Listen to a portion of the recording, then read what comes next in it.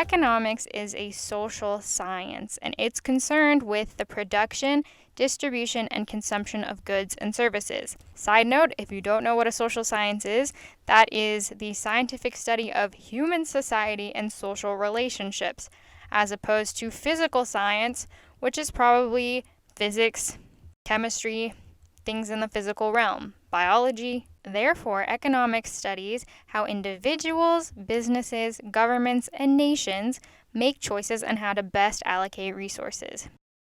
Economics focuses on the actions of human beings based on a key assumption that humans act with rational behavior and always seek the most optimal level of benefit.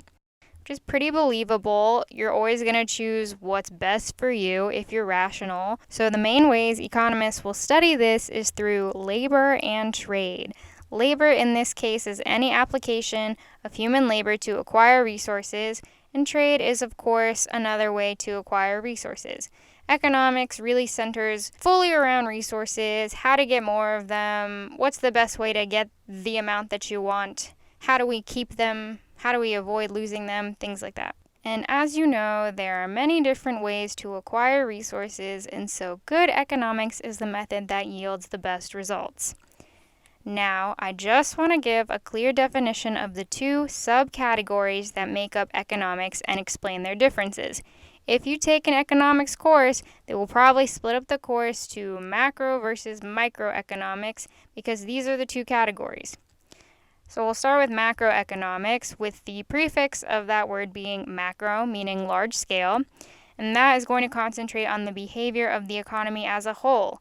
If you hear macroeconomics, you should start thinking on the scale of interest rates, taxes, and governments. It is on the scale of nations. It would be the world economy, the U.S. economy, Japan's economy, and so forth. On the other side, we have microeconomics with the prefix being micro and meaning small. And this will focus on individual people and businesses. If you're studying microeconomics, a question you might find yourself asking is, what will we do if all of our tomato crops fail? Something like that, something within the business. Lastly, in order for economists to study these areas, they have to use models and assumptions to understand and create incentives and policies that will maximize efficiency. So that's basically what economists focus on, is how do we get the most out of our limited resources. As you may or may not know, population is always increasing, but things like food and water, shelter, maybe money, they're not always increasing at the same rate. And so that's the job of an economist, is to figure out how do we make do with what we have and get the most out of it. Thank you so much for listening. Bye.